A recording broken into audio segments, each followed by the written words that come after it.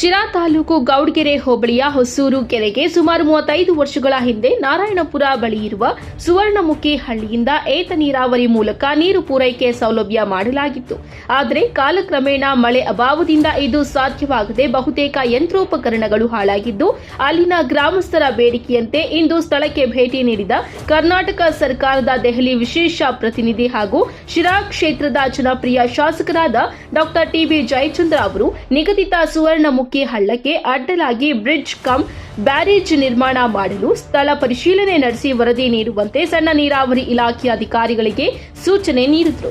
ಜೊತೆಗೆ ಹೊಸೂರು ಕೆರೆಯಿಂದ ಮುದ್ದೇನಹಳ್ಳಿ, ಸುಂಕಾಪುರ ಹಾಗೂ ಸುತ್ತಮುತ್ತಲಿನ ಕೆರೆಗಳಿಗೆ ನೀರು ಹರಿಸಲು ಸಾಧಕ ಬಾಧಕಗಳ ಬಗ್ಗೆ ಪರಿಶೀಲನೆ ನಡೆಸಲು ಸೂಚನೆ ನೀಡಿದ್ದಾರೆ.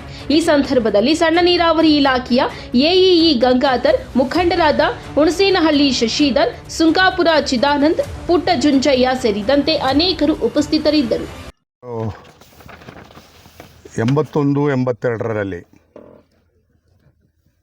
3 ಲಿಫ್ಟ್ ಇರಿಗೇಷನ್ಸ್ಗಳು ಇಲ್ಲಿ ಆಗಬೇಕು ಅಂತೇಳಿ ತೀರ್ಮಾನ ಆಯಿತು.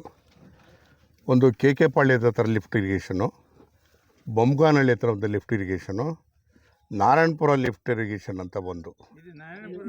ಈ ಮೂರಕ್ಕೂ ಒಂದಕ್ಕೆ ಕೆ ಪಾಳ್ಯದಲ್ಲಿ ಸುಮಾರು 5 ಕೋಟಿಗೂ ಹೆಚ್ಚು ದುಡ್ಡು ಖರ್ಚಾಗಿದೆ.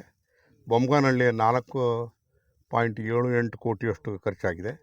ನಾರಾಯಣಪುರದ ಎಷ್ಟು ಖರ್ಚಾಗಿದೆ ಅಂತಕ್ಕಂಥ ದಾಖಲೆಗಳು ಇಲ್ಲ.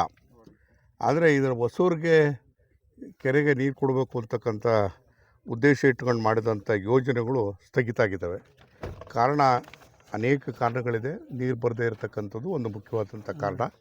ಮತ್ತು ಇದಕ್ಕೆ ಬೇರೆ ಬೇರೆ ಪರ್ಯಾಯವಾಗಿ ಬೇರೆ ಬ್ಯಾರೇಜಸ್ಗಳು ಆದವು. ಮೇಲ್ಗಡೆ ಬ್ಯಾರೇಜಸ್ ಆದಮೇಲೆ ಇದರ ಕಡೆಗೆ ಗಮನ ಕಡಿಮೆ ಆಯಿತು.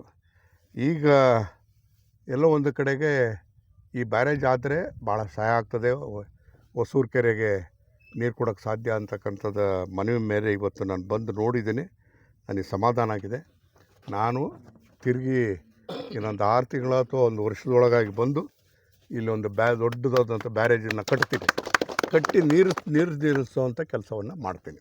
ಅದಾದ ಮೇಲೆ ಹೊಸೂರಿಗೆ ತಗೊಂಡೋಗೋದು ಅಥವಾ ಅದರಿಂದ ಮುದ್ದೇನಹಳ್ಳಿ ತಗೊಂಡೋಗೋದು, ಎಲ್ಲಿ ತಗೊಂಡೋಗೋದು ಯೋಚನೆ ಮಾಡೋಣ.